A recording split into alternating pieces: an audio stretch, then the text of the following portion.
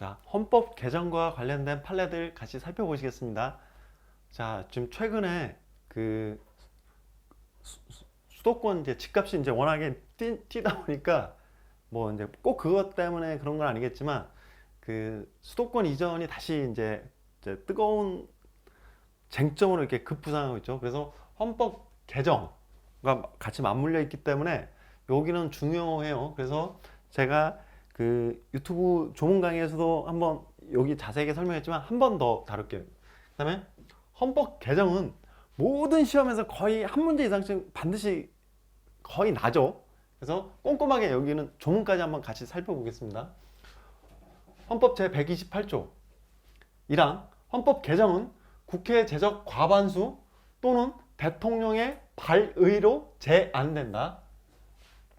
2항 대통령의 임기 연장 또는 중임 변경을 위한 헌법 개정은 그 헌법 개정 제안 당시의 대통령에게는 효력이 없다. 자, 중임 변경. 지금 우리나라 헌법을 개정할 때 가장 그 먼저 개정하려고 하는 게 그러냐. 5년 단임제의 폐해가 너무 크.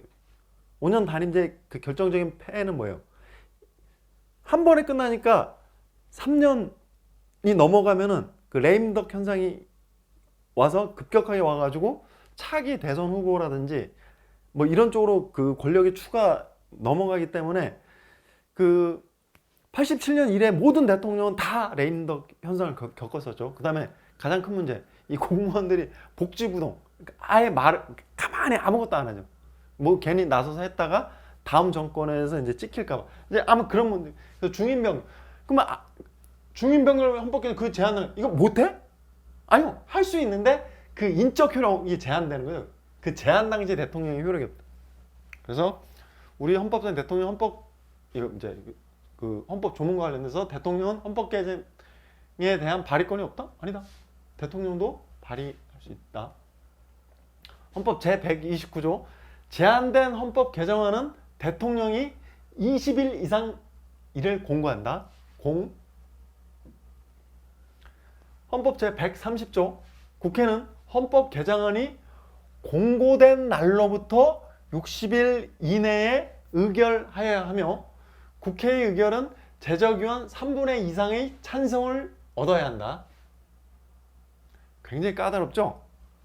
그러면 이제 제적의원 3분의 2 이상이면 지금 국회의원 몇 명이에요? 300명이죠. 제적의원 3분의 2 이상, 200명 이상은 굉장히 어려운 거예요. 지금 그 민주당이 지금 원래 180석을 획득했다가 그 3명이 뭐 제명되거나 막 이렇게 탈당하거나 해서 177석이잖아요. 어려워요. 정의당까지 다 한다고 하더라도 그 민주당이 우호적인 정의당까지 하더라도 굉장히 어려운 거예요. 2항 헌법 개정안은 국회가 의결한 후 30일 이내에 국민투표에 붙여 국회의원 선거권자 과반수의 투표와 투표자 과반수의 찬성을 얻어야 한다.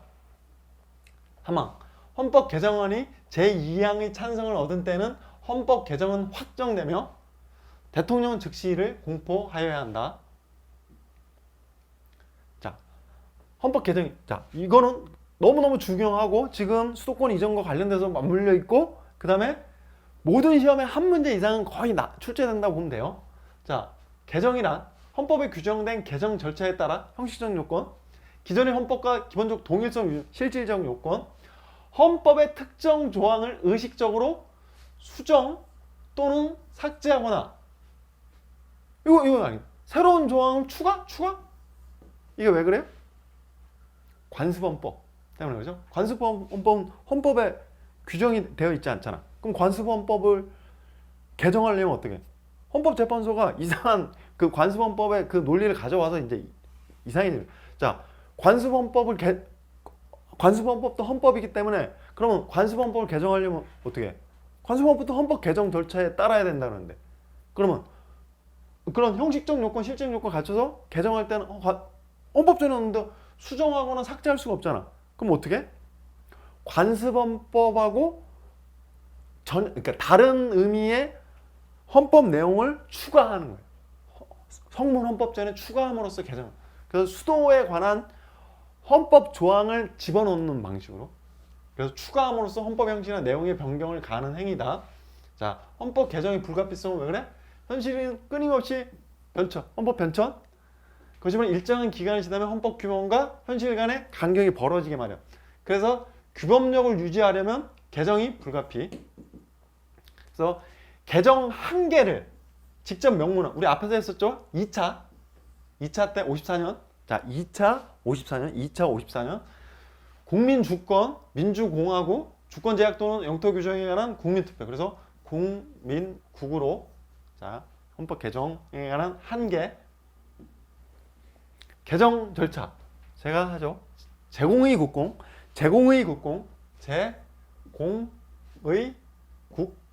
자, 제안, 대통령 국회의원 제적 과반수, 대통령이 공고 20일 이상. 자, 국회 의결 공고된 날로부터 60일 이내, 제적 3분의 2 이상 찬성. 그 다음에 기명투표. 기명투표는 왜 그래요? 그 사람의 어떤 책임을 가져. 수정의결 X, 국민투표로 확정. 국회의로 30일 이내, 의결로 30일 이내. 국회의원 선거권자 과반수 투표, 투표자 과반수 찬성. 공포, 즉시 공포, 발효. 자, 원래는 공포가 효력 요건인데, 그러니까 효력이 발생한 현행헌법은 부칙에서 발효 시기를 별도로 규정해 놓고 있어요. 자, 그래서 제공의 국공. 그 다음에 공의 국공에서 그 가운데에 숫자가 있는데 20, 60, 30. 20, 60, 30. 자, 제공의 국공 20, 60, 30. 제공의 국공 가운데 20, 60, 30. 자, 계속 머릿속에. 자, 제안. 대통령, 자, 국무회의 심의사항. 다 헌법적 쟁점이에요, 다. 그다음에 국회 제적용 과반수 발의로 제안. 그다음에 국민은 헌법 개정안을 제안할 수 없어요. 근데 이게 할 수 있었던 때가 있었죠. 54년 2차 개헌에서 국민이 개정안을 발의할 수 있었음. 그 다음에 50만 명 이상이 서명한 경우 인정했으나 언제? 7차 개헌에서 삭제.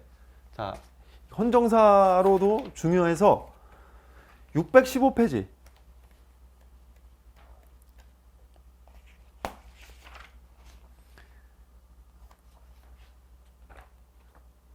자, 615페이지 7번. 자, 2차 헌법 개정인 거죠. 그래서 7번, 동그라미 7번. 헌법 개정에 관하여 국민 발언제를 채택. 자, 그 다음에 618페이지 12번. 자, 여기가 이제 그 7차 개정인 거죠. 자, 12번. 헌법 개정안의 공고기간이 20일 이상으로 단축되었고 헌법 개정에 대한 국민 발안제가 폐지되었다. 자, 헌정사는 이렇게 종으로 횡으로 왔다 갔다 하면서 계속 반복을 하는 게 제일 중요해요. 그 헌정사에 뚝뚝 집어넣는 데니까 어디서 뭐가 나올지 모르니까. 자, 이렇게 계속. 그래서 헌법 개정안을, 자, 국민은 헌법 개정을 제안할 수가 없는데 제안할 수 있었던 게 54년 2차 개헌하고 그 다음에 폐지된 게 7차 개헌. 그러면 이 중간에 계속 있었다는 거예요. 그래서 국민 발안 가능했던 때가 2, 3, 4, 5, 6. 7차에서 폐지됐으니까 2차에서 시작돼서. 그래서 발 2, 3, 4, 5, 6, 발 2, 3, 4, 5, 6, 발 2, 3, 4, 5, 6. 이렇게 발 2, 3, 4, 5, 6, 발 2, 3, 4, 5, 6.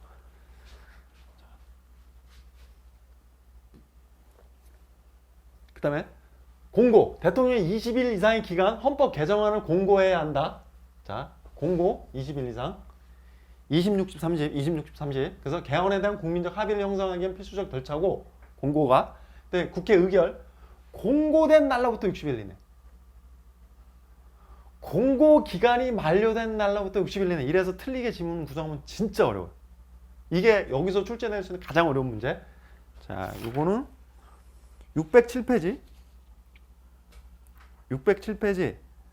그 오른쪽에 기출 하나, 둘, 셋, 네 번째 17법행 17법안지. 자, 국회는 공고 기간이 만료된 날로부터 60일 이내에 의결하여야 하며. 공고가 60일 이거 맞는 것 같은데. 공고된 날로부터. 그래서 요 공고 기간이 만료될 날로부터 60일 내에 의결하여야 하며 국회 제적 의결은 제적의원 3분의 2 이상의 찬성. 그러니까 이렇게 출제됐을 때 가장 어려워요. 시험장에서 이렇게 하면 못 맞죠. 그러니까 의도적으로 이렇게 출제한다라고 예상하고 들어가야 이거를 틀린 질문이라는 걸 맞출 수 있어요. 자, 국회의원 의결기한은 공고되는 날로부터 60일 이내. 제적의원 3분의 2 이상의 찬성을 요한다. 투표 방식, 기명투표. 책임 소재를 확실하게 하기 위해서 수정의결 X. 국민투표. 실시기한 국회에서 의결된 날로부터 30일 이내. 그래서 이 가운데 20, 60, 35로 숫자가 들어가고 정족수는 국회의원 선거구청 가반수 투표, 투표적 가반수 찬성, 개정안은 국민투표로 확정되고 공포, 대통령 국민투표 결과를 통보한 데는 즉시 공포해야 돼요. 자, 기명투표. 128조 2항 아까 제한 당시에 뭐 중임 변경 막 이런 거 대통령에게는 효력이 없다. 개정 금지 조항이 아니라 대통령의 임기 연장이나 주임 변경을 위한 헌법 개정은 가능하지만 다만 대통령의 장기 집권을 방지하기 위하여 제한 당시에 대통령에 대해서는 개정 효력이 미치지 않는다는 헌법 개정의 인적 범위 규정일 뿐이다. 그래서 개정 효력이 인적 범위잖아. 개정 금지 조항이 아니라는 거. 자, 그래서 최근에 아주 뜨거운 이슈로 이제 부각되고 있는. 자, 제가 요 조문 강의에서도 이 판례가 노무현 정부의 핵심적인 어떤 공약이었는데 헌재가 위원 때리면서 그때부터 급격하게 이제 어떤 정책이라든지 이런 걸 뭘 하면은 계속 언론으로부터 이렇게 두들겨 맞고 막 그래서 이때부터 노무현 정부의 레임덕이 시작됐었죠. 자, 우리 헌법상 자, 잘 보세요. 행정 수도 서울에서 충청권 지역으로 이전하는 것을 내원한 특별조치법. 이게 국회에서 190명 넘게 출석해서 여야. 그래서 이게 167석인가? 7표인가? 얻어서 이제 아니 다수로 이렇게 통과된 거예요. 그 법률을 그러니까 국회는 이제 국민들이 이제 투표해서 뽑은 사람들이니까 그 사람들 이렇게 해서 그때 지금 보수당도 이렇게 다 이렇게 통과를 시킨 법인데 헌재에서 이렇게 수도를 충청권 지역으로 이전하는 건 수도가 이제 관습헌법인데 헌법 개정 절차를 거치지 않아서 위헌이다. 이렇게. 자, 우리 헌법상 관습헌법이 인정될 수 있는지 여부. 자, 저는 굉장히 여기에 비판적인 시각이지만 여러분 이제 문제를 맞춰야 되잖아. 그러니까 제 비판적인 시각은 얘기하지 않겠습니다.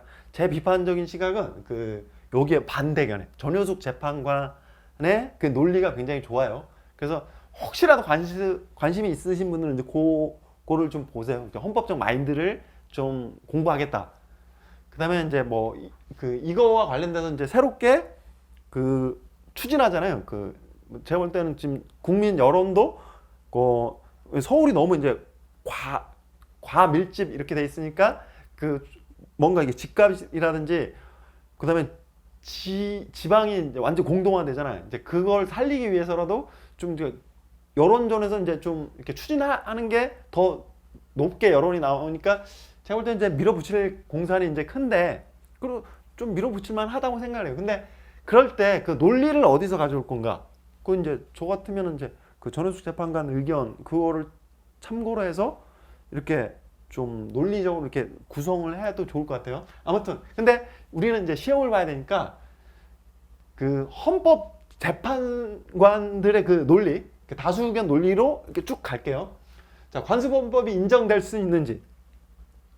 자, 성문헌법이라고 해도 그 속에 모든 헌법상을 빠짐없이 완전히 규율하는 건 불가능. 그래서 헌법은 국가의 기본법으로 간결성, 함축성을 추구하기 때문에 형식적 헌법 전에는 기재되지 아니한 사항이라도 이를 불문헌법 또는 관습헌법으로 인정할 소지가 있다. 그래서 오케이, 헌법성 관습법이 인정될 수 있다. 그러면 그 관습헌법이 성립하기 위한 성립 요건은 뭐냐? 관습헌법이 성립하기 위해서는 자, 기본적 헌법 사항에 관하여 어떠한 관행이 있어야 되고 두 번째, 충분한 기간 동안 반복 내지 계속돼. 되고, 그다음에 관행은 지속성을 가져요. 수도가 뭐 600년 동안 계속 있었던 것처럼. 그다음에 관행은 명확한 내용을 가진 것이에요. 명료성. 네, 다섯 번째로 이러한 관행이 헌법 관행으로서 국민들의 승인 내지 확신을 받아요. 국민적 합의. 아주 엄격하게. 왜냐하면 이게 성문헌법전이 있는데 거기 없는 내용이 이제 관습헌법으로 인정돼야 되니까 이런 엄격한 요건을 거쳐야 되는 거죠. 그래서 우리나라의 수도가 수도가 서울인 점이 관습헌법으로 인정될 수 있는지, 서울이 우리나라의 수도인 것은 조선시대 이래 600년간 우리나라가 국가 생활에 관한 당연한 규범적 사실이 되어 왔으므로 계속적 관행. 그 다음에 오랜 기간 실효적으로 지속되어 중간에 깨진 일이 없으면 항상성. 그 다음에 뭐 국민이라면 개인적 견해를 차이를 보일 수 없는 명확한 내용을 가진 것이 명료성. 그다음에 오랜 세월간 굳어져 와서 국민들의 승인과 폭넓은 컨센서스를 이미 얻어서 서울이 수도라는 점은 우리 제정 헌법이 있기 전부터 전통적으로 존재해온 헌법적 관습이며 헌법 중에서 명문으로 밝힌 것은 아니지만 자명하고 헌법에 전제된 없으니까 전제된 규범으로서 관습 헌법으로 성립된 불문 헌법에 해당한다. 그래서 그럼 관습 헌법의 폐지와 사면은 어떻게 해야 돼? 헌법의 일부로서 성문 헌법과 같은 효력을 가지는 거예요. 헌법이니까. 그래서 개정을 하려면 만약에 없애거나 아니면 개정을 하려면 헌법 130조의 헌법 개정 절차를 거치라는 거예요. 그래서 제적의원 3분의 2 이상이 찬성한 국회 의결을 얻은 다음 200명 이상. 그 다음에 국민투표에 붙여서 국회의원 선거권자 과반수 투표와 투표적 과반수 찬성을 얻어요. 다만 이 경우 관습헌법 규범은 헌법전에 그에 상반하는 헌법규범 첨가. 성문헌법전에 없잖아. 그러니까 이걸 수정하거나 삭제할 수 없으니까 헌법전에 그 관습헌법과 상반되는 규정을 첨가함으로써 개정하라는, 그러니까 폐지하게 되는 점에서 헌법전으로부터 관계되는 헌법조항을 삭제함으로써 폐지 또는 성문 헌법 규범과는 구분되는 거예요. 그래서 관습헌법도 헌법의 일부로서 성문헌법 동일한 효력을 가지기 때문에 그 법 규범은 최소한 130조에 의거해서 헌법 개정 절차를 거치라는 거예요. 그런 절차를 거치지 않고 그냥 그 어떤 이제 법률을 만들 안 된다는 거예요. 그래서 우리나라의 수도가 서울인 점에 대한 관습헌법을 폐지하기 위해서는 헌법 개정이 필요하다. 그래서 수도가 서울이라는 점에 대한 관습헌법을 폐지하기 위해서는 헌법이 정한 절차에 따른 헌법 개정이 이루어져야 된다. 그래서 수도정이 존재한다면 이를 삭제하는 내용의 개정이 필요하겠지만 관습헌법은 이에 반하는 내용의 새로운 수도 설정 조항을 헌법에 넣는 것만으로 폐지가 이루어지는 점에 있다. 그래서 우리나라의 수도가 서울인 것은 헌법성 관습법으로 정립된 사항이며 이를 폐지하기 위해서는 반드시 헌법 개정 절차에 의해야 한다. 그 다음에 행정수도 이전에 관한 신행정수도 건설을 위한 특별조치법이 130조에 따라 헌법 개정 절차에서 국민이 가지는 국민투표권을 침해하는 점. 저 절차를 거쳤어요? 안 거쳤죠? 그래서 침해가 된다고 했어요. 그래서 130조에 의하면 헌법 개정 반드시 국민투표를 거쳐야만 하므로 국민은 헌법 개정에 관하여 찬반 투표를 통해 의견을 표명할 권리를 가지는데 이 사건 법률은 헌법 개정 사항인 수도의 이전을 헌법 개정 절차를 밟지 않고 단지 단순 법률 형태로 실현시킨 것으로 헌법 130조에 따라 헌법 개정에 있어서 국민이 가지는 참정권적 기본권인 국민투표권 행사를 배제. 그래서 동권리 침해. 그래서 이제 헌법에 위반된 아주 놀라운 결정을 하죠. 그래서 그 판결이 있으니까 이제 그 세종시나 이렇게 충청권에서 이제 막 뭐냐 이게 그 대통령 공약사항이었고 그 보수당 너희들도 그때 그 이제 뭐 이런 법률이 통과하는데 이제 니네들 충청권 표를 못 얻을 것 같으니까 니네도 이제 찬성하다 갑자기 이게 뭔 얘기냐 하면서 막 들고 나가니까 법을 새로 만들었어. 수도 이전하는 거 말고 신행정수 후속 대책을 위한 영기 공주 행정 중심 복합도시 건설. 자, 수도의 표지를 헌법재판소는 뭐라고 그랬냐면 민의의 대변 기관인 국회하고 대통령이 머무는 청와대는 있어야 된다는 거예요. 그게 수도의 표지라는 거예요. 그래서 그거 말고 그냥 정부 기관이 이전하는 행정 중심 복합도시 건설. 그러니까 이제 대신에 무슨 청와대와 관련돼서 무슨 회의를 하거나 아니면 국회에 뭐 보고를 하거나 뭐 이런 거는 그 장관들이 계속 왔다 갔다 하는 거예요. 그래서 뭐 자기 근무 시간에 반은 그 왔다 갔다 하는 그 고속도로에서 보낸다 뭐 이런 얘기가 막 나오기도 하죠. 실질적으로. 그래서 이제 굉장히 큰 문제예요. 자, 우리 헌법에 의하면 국회, 대통령, 소재지가 어딘가 하는 것은 수도를 결정하는 데서 특히 결정적인 요소. 뭐 저는 여기에 뭐 공감하지 않는데 그렇대 이제. 근데 그게 민의를 대변하는 국회와 대통령, 그러니까 선거로 뽑히는 사람들, 이런 분들이 계신 곳이 수도를 결정하는데 결정적인 요소라고 이렇게 헌재는 그렇게 봤어요. 그래서 이 사건 법률에도 불구하고 행정 중심 복합 도시가 수도로서의 지위를 획득하지 않고, 왜냐? 이 국회와 대통령은 서울에 있고 나머지 이제 뭐 정부 종합청사 안에 기관들이 이전한 거죠. 그러니까 행정 중심 복합 도시가 수도로서의 지위를, 대통령이나 국회가 내려오는 건 아니니까, 그러므로 서울의 수도로서의 기능역시 해체되지 않아 이 사건 법률은 수도가 서울이라는 관습헌법에 위반되지 않는 거죠. 그래서 이 사건 법률에 의하여 관습헌법 개정의 문제는 발생하지 아니하며, 그래서 130조 이하인 규정한 청구인들의 국민투표권 침해 가능성이 인정되지 않는다. 그 다음에 헌법 제72조의 국민투표권이 침해되는 거 아니냐 이런 얘기를 했는데, 72조의 국민투표권은 대통령의 중요 정책을 국민투표에 부의했을 때 이에 참가에 행사할 권리를 말하는 거예요. 그래서 대통령이 그 재량에 의해서 부의하지 않은 이상 이 사건 법률이 국민투표권을 침해할 가능성은 없다. 이것도 아주 시험에 자주 나오죠. 그래서 국민투표권이 행사될 수 있는 계기인 대통령의 중요 정책 국민투표가 행해지지 않는다고 하더라도 청구인들의 국민투표권이 행사될 수 있어 구체화됐다 할 수 있으므로 그 침해의 가능성이 않으면. 그 다음에 한미무역협정으로 인하여 헌법 130조 2항의 국민투표권이 침해될 가능성이 인정되는지.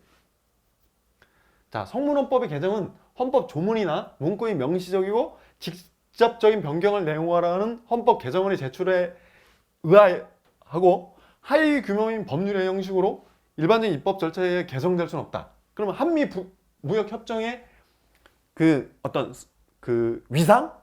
이게 헌법에 주네요?